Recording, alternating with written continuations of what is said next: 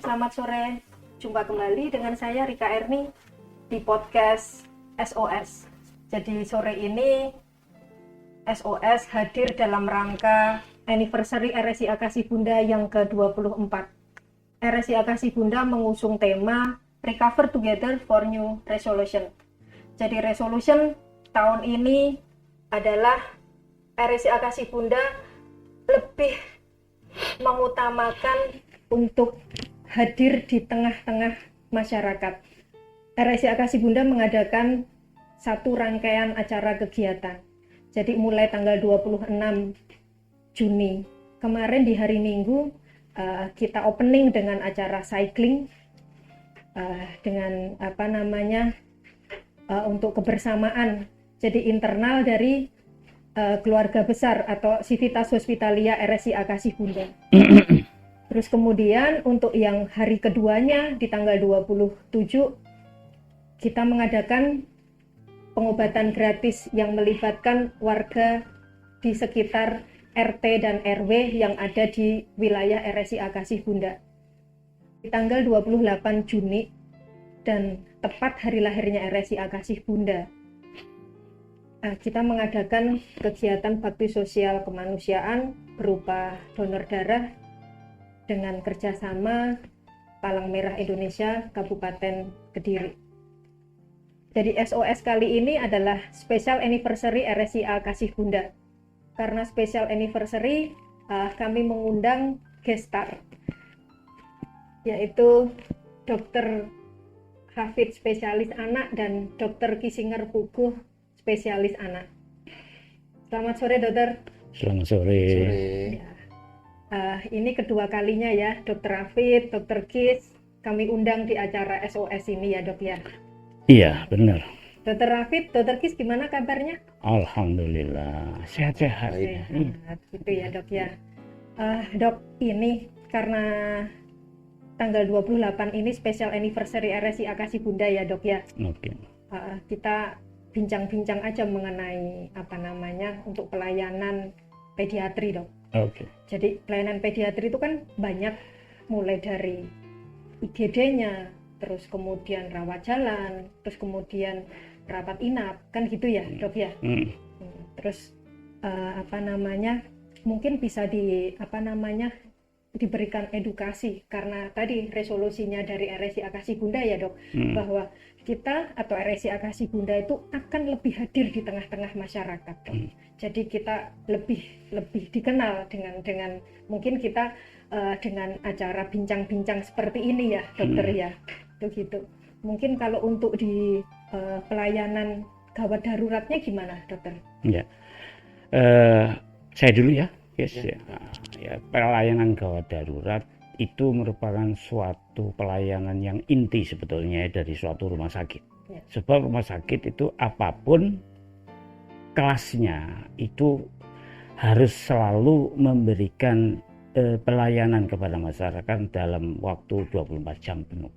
Ya. Jadi namanya unit gawat darurat, semestinya para masyarakat itu mengetahui, mengenal bahwa apa saja kasus-kasus yang perlu mengajak anggota keluarganya yang sakit untuk dibawa ke rawat gawat darurat. Ya. Jangan sampai nanti karena cuman gatel-gatel aja datang jam 2 malam ya, terus minta. Nah, itu juga merupakan suatu masukan buat masyarakat, sehingga masyarakat juga mengerti bahwa jam berapapun layanan rumah sakit itu memberikan standby ya untuk semua kasus sebetulnya yang sifatnya gawat dan darurat.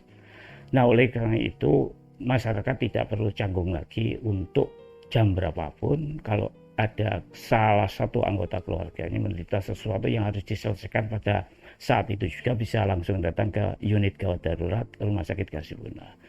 Mungkin Dr. Kis bisa menambahi lebih lengkap. Ya. Monggo, silakan. Silakan, Dr. Kis. Ya, seperti yang dijelaskan Dr. Hafid tadi, memang setiap rumah sakit pasti mempunyai instalasi atau unit gawat darurat itu tadi, memang betul. Nah, pasien juga harus tahu, memang benar itu tadi, harus tahu kapan harus dibawa ke UGD, kapan tidak, atau kapan harus menunggu untuk dirawat jalan selanjutnya. Maksudnya menunggu waktu yang tepat, tidak tengah malam dibawa serta-merta langsung ke UGD gitu. Setiap kali ada keluhan apapun juga langsung dibawa gitu. Masyarakat juga harus paham untuk saat ini.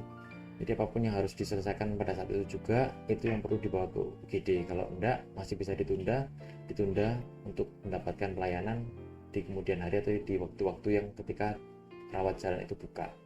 Mungkin seperti itu aja. Iya, kadang gini dok, namanya mams Nah, ya, itu panik. pasti panik dok. Itu kan seperti itu. Jadi kalau panik itu, ya itu logikanya sudah blank. Kadang apa ya? Mungkin ya nangis itu pasti, panas tinggi, mungkin belum sampai kejang. Itu pun kan kadang itu enggak lihat jam. Mau jam 12 malam, jam 1 malam, ya pokoknya sudah mungkin ya pasti di rumah udah dikompres, sudah dikasih paracetamol, tapi enggak reda turun panasnya itu gitu. Kan mau tidak mau kan harus dibawa ke rumah sakit dok.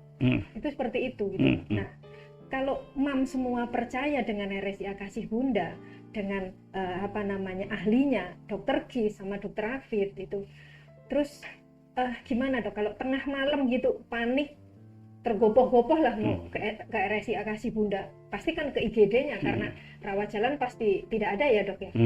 Terus gimana dok? Ya. Dapat layanan atau bagaimana? Iya, enggak apa-apa kalau memang jadi UGD itu memberikan fasilitas layanan medis maupun sosial. Jadi kalau hal-hal yang demikian itu mungkin lebih bersifat sosial untuk meredakan kepanikan dari orang tua. Enggak apa-apa. Jadi kalau memang terjadi hal yang demikian, orang tua panik langsung dibawa ke UGD, bukan berarti kita tidak melayani. Tetap akan kita layani, kemudian kita lakukan tindakan-tindakan sehingga para ibu yang membawa anaknya ke rumah sakit itu juga bisa tenang. Jadi dalam arti kata bahwa tadi disebutkan sebaiknya yang dibawa ke UGD itu adalah kasus-kasus yang memang membutuhkan pertolongan darurat. Itu intinya itu di situ. Tetapi ada indikasi sosial yang lain sebab kepanikan dari masyarakat ibu-ibu tidak bisa dijelaskan secara rinci. Ini kategorinya panik, ini kategorinya tidak panik. Enggak, bawa aja ke rumah. Kita akan tetap melayani. Baik dok, jadi kalau untuk yang kasus dirawat inap dok, mungkin kasus-kasus apa aja yang bisa dirawat di RSI Akasih Bunda untuk pasien anak dok? Mungkin dokter Gis dulu. Monggo.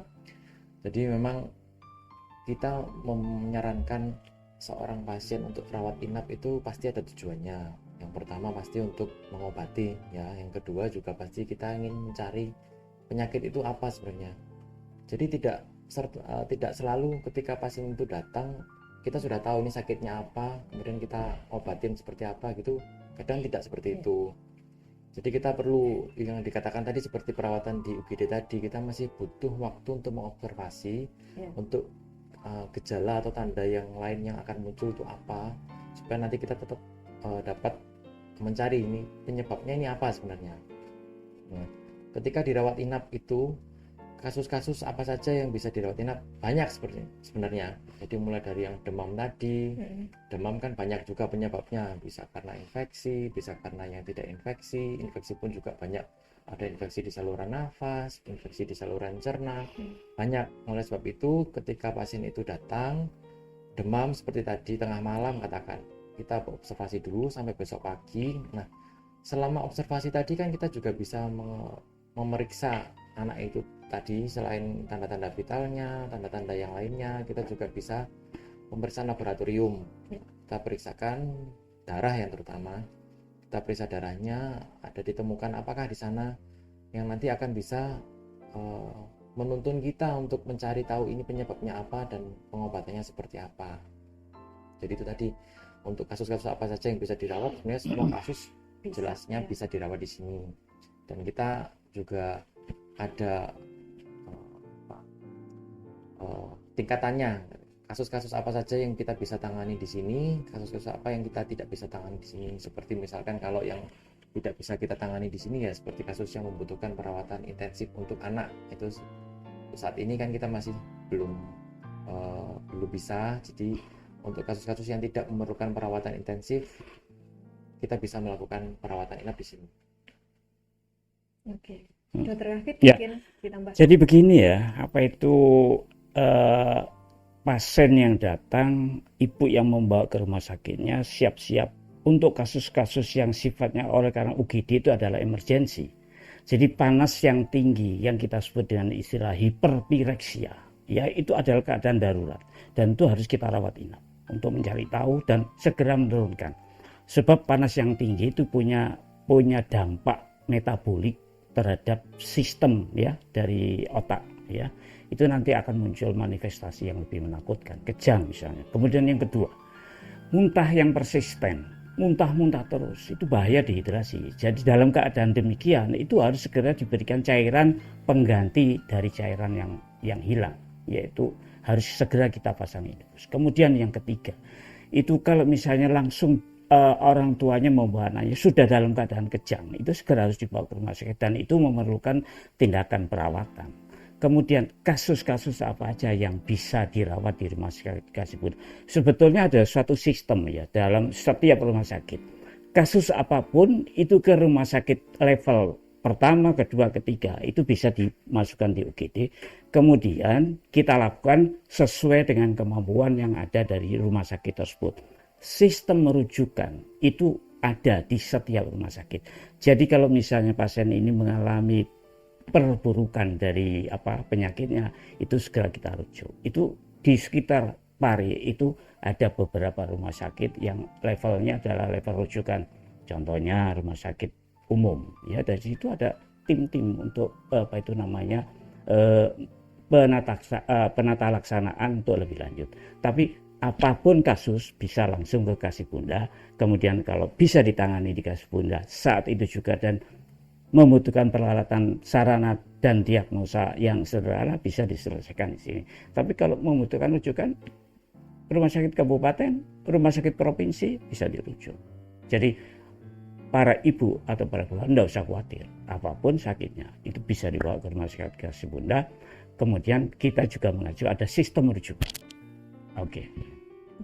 Terima kasih, Dok. Oke, Mams. Tadi sudah dijelaskan secara detail juga ya oleh Dokter Hafid dan Dokter Kis. Pada intinya bahwa semua kasus untuk anak itu bisa silahkan datang untuk di RSIA Kasih Bunda. Apakah lewat UGD yang pastinya kalau misalnya nanti memerlukan rawat inap, dan pastinya kalau memang itu sudah kasus yang memang tidak bisa ditangani, pasti akan dilakukan rujukan ke vaskes yang lebih tinggi. Itu seperti itu. Begitu ya, dokter ya. Ya, betul. Terus kemudian ini, Dok. Jadi banyak sekali pasien itu datang. Beberapa kan ada rujukan bayi kecil, Dok. Bayi prematur. Mungkin tidak hanya lahir di RSIA Kasih Bunda aja. Jadi beberapa kasus itu kan lahir di rumah sakit lain. Terus kemudian usia 2 hari, usia 3 hari kan dapat rujukan. Jadi kita menerima rujukan seperti itu, Dok. Terus kemudian karena itu tadi, Dok, kok bayi kecil di sini tuh rata-rata kok bisa pulang, bisa keluar rumah sakit itu dengan sehat gitu, Dok. Nah itu bisa dijelaskan gitu, Dok, mungkin Dokter Aktif dulu atau Dokter Kis dulu gitu. Mungkin pelayanan intensif seperti apa untuk bayi-bayi prematur itu, Dok. Monggo. Dokter Kis mungkin Dokter Kis dulu. Ya. Baik, memang di RSIA Kasih Bunda ini ketika ada bayi prematur atau bayi dengan berat lahir rendah ya ketika lahir, atau bayi apapun yang membutuhkan perawatan neonatal yang lebih tinggi, yang membutuhkan alat bantu nafas misalkan atau perawatan intensif, kami menyediakan NICU atau Neonatal Intensive Care Unit.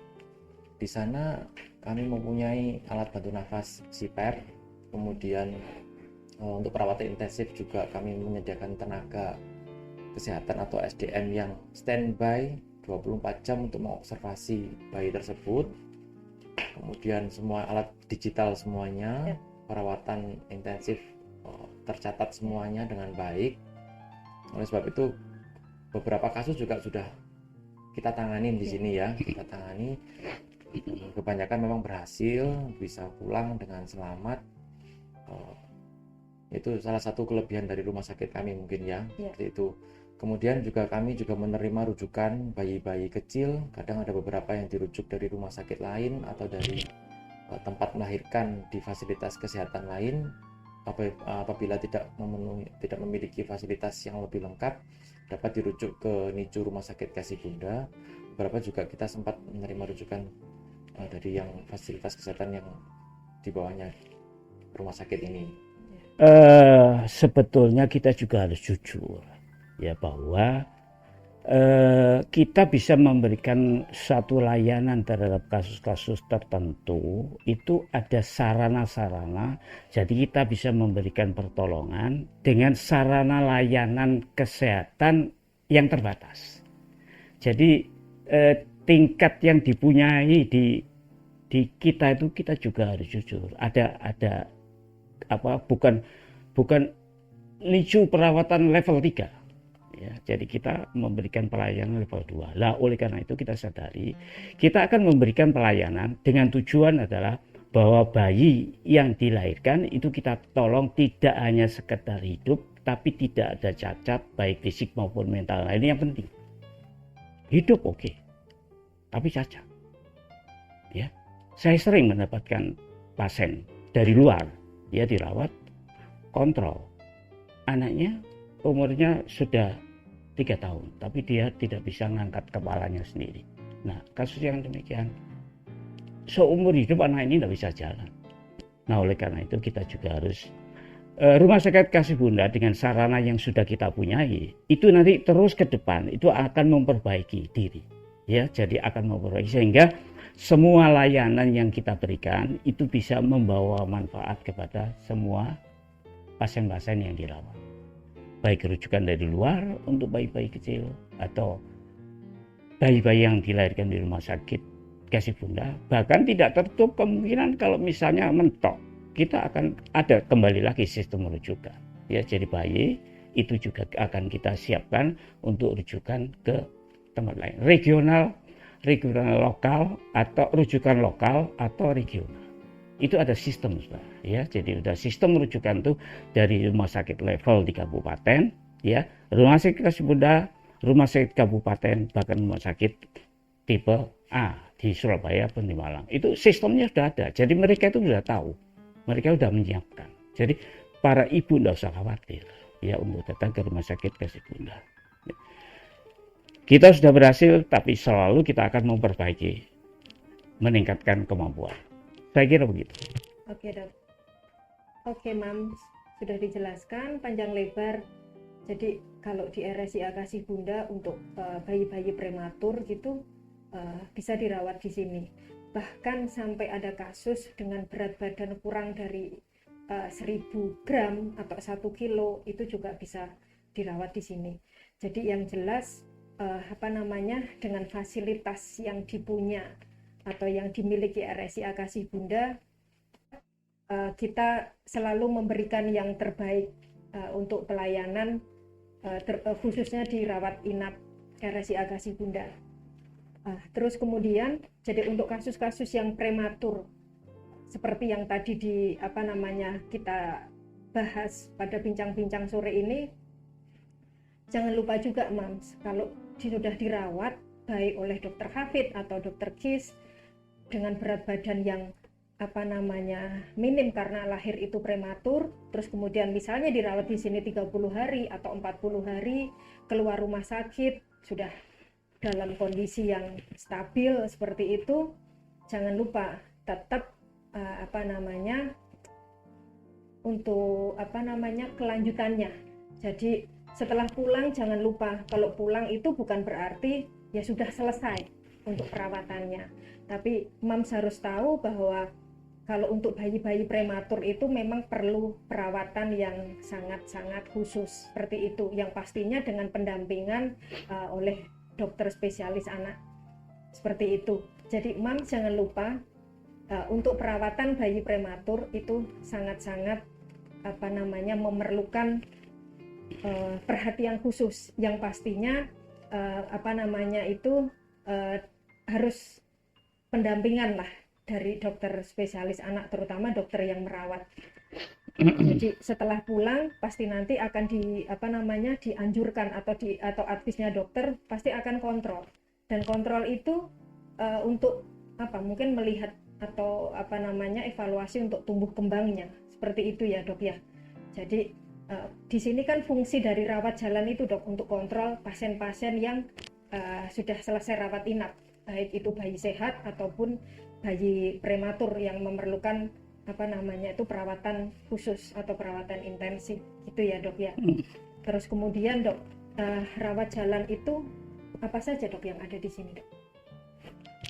Saya dulu. Dokter Kis atau dokter Rafid? Dokter Kis, monggo. Baik, jadi kami di Rumah Sakit Kasih Bunda, ketika ada pasien tadi ya seperti dijelaskan di awal, ketika pasien sudah selesai menjalankan rawat inap, maka pasien tersebut masih perlu diobservasi lagi atau dikontrol kondisinya.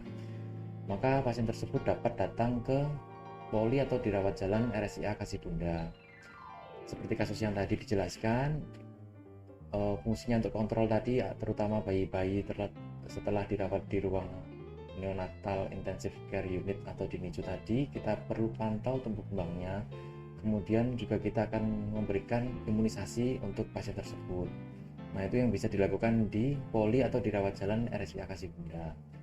Selain itu juga apabila Sobat SOS punya keluhan atau punya anaknya yang sakit atau yang tidak mendesak, yang tidak butuh penanganan darurat, bisa juga datang ke poli atau ke rawat jalan RSIA Kasih Bunda. Jadi selain untuk kontrol pasien-pasien setelah dirawat inap di Rumah Sakit Kasih Bunda, apabila Sobat SOS punya masalah atau punya problem yang tidak perlu diselesaikan di unit gawat darurat atau yang butuh penanganan gawat, segera datang juga ke poli atau ke rawat jalan RSIA Kasih Bunda sesuai dengan jadwal dokter praktek tersebut.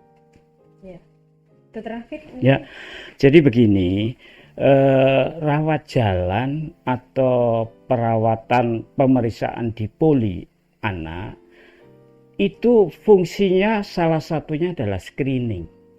Ya, screening. Jadi tidak hanya pasien yang dirawat inap di Rumah Sakit Kasih Bunda kemudian kontrol ke rumah sakit, tujuannya itu adalah screening. Dan pasien yang datang ke poli atau di rawat jalan itu bisa pasien yang berasal dari rawat inap di Rumah Sakit Kasih Bunda, baik rawat anak maupun rawat neonatus.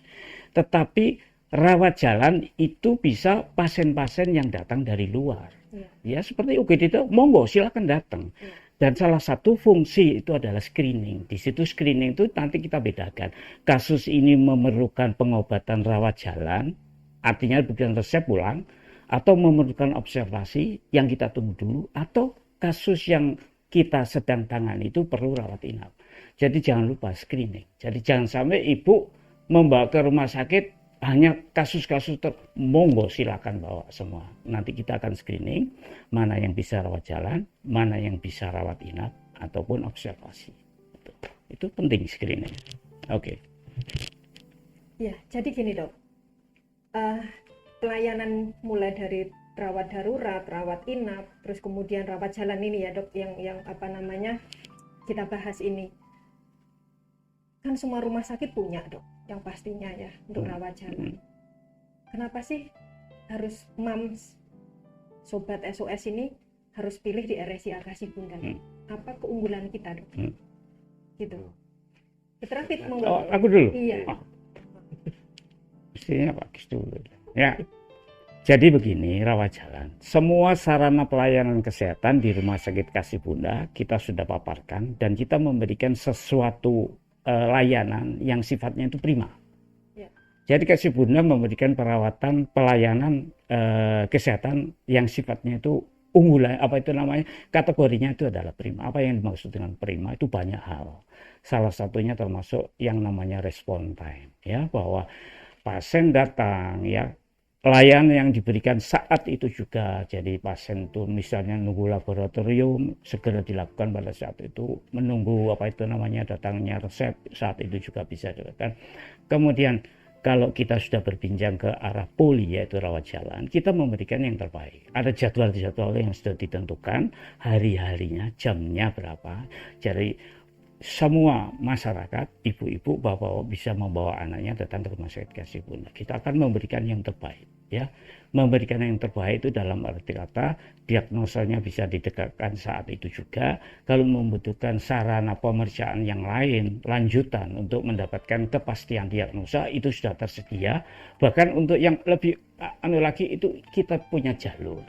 Nah, oleh karena itu jangan lupa Bapak Ibu itu membawa putra-putrinya yang sakit ataupun hanya untuk sekedar kontrol itu bisa, ataupun hanya untuk sekedar berdiskusi untuk konsultasi, monggo silakan, itu kita terbuka di situ. Lah itu mungkin bedanya dengan apa itu namanya layanan kesehatan tempat yang lain tuh datang sakit obati selesai. Ini kita buka forum konsultasi, misalnya bapaknya, anak saya kok begini ya, anak saya kok begitu, kok tidak sama dengan anak-anak yang lain, itu bisa, kita bisa ngobrol enak gitu.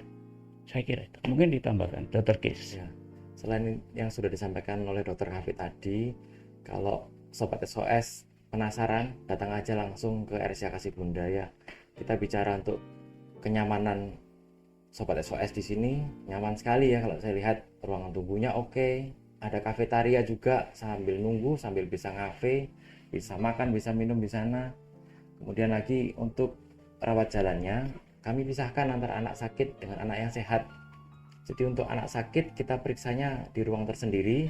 Ketika anak sehat datang untuk hanya konsultasi atau hanya untuk imunisasi, kami pisahkan di ruang tersendiri juga. Jadi jangan khawatir untuk Sobat SOS yang sekarang sedang pandemi, ketika takut membawa anak-anaknya untuk keluar atau untuk mencari fasilitas kesehatan, kami di sini sudah memisahkan antara anak yang sehat dengan anak yang sakit. Itu juga. Oke, Mams, demikian tadi bincang-bincang dengan Dr. Hafid spesialis anak dan dengan Dr. Gisinger spesialis anak tentang pelayanan kesehatan anak. Jadi jangan lupa Mams untuk datang ke RSCA Kasih Bunda untuk membawa si buah hati dalam keadaan sehat untuk sekedar konsultasi dengan beliau-beliau, ataupun pada saat memang sedang sakit dan untuk memerlukan satu perawatan di RSCA Kasih Bunda. Yang pasti kami akan melakukan pelayanan yang terbaik sesuai dengan moto rumah sakit, Service Passion for Total Customer Satisfaction. Jadi kepuasan Anda adalah jaminan pelayanan kami. Dr. Kis, Dr. Hafid, terima kasih sudah berkenan untuk yang kedua kalinya untuk bincang-bincang di SOS ini ya dokter ya. Sama-sama. Jadi sore ini sudah kita bahas panjang lebar mengenai pelayanan kesehatan anak, mulai rawat darurat, terus kemudian rawat jalan sampai dengan rawat inap sudah kita kupas. Seperti itu ya dokter ya. Jangan lupa Mams, konsultasi atau untuk periksa si buah hatinya di sini untuk pelayanan poli anak buka setiap hari Senin sampai dengan Sabtu. Jadwalnya ada di sini ya Mams ya. Ada Dr. Kis untuk harinya Selasa, Kamis dan Sabtu. Terus kemudian untuk Dr. Hafid ada di Senin, Rabu dan Jumat. Jangan lupa ya Mams ya. Jangan lupa Mams untuk hari Minggu, tanggal merah atau hari libur nasional, layanan gawat darurat tetap ada 24 jam dengan dokter standby juga. Demikian podcast sore ini. Terima kasih sudah berperan serta atau mengikuti acara podcast sore ini bersama narasumber Dr. Hafid dan Dr. Kis spesialis anak. Terima kasih Dr. Kis, terima kasih Dr. Hafid atas kedatangannya. Sekian, selamat sore dan terima kasih. Wassalam. Bye.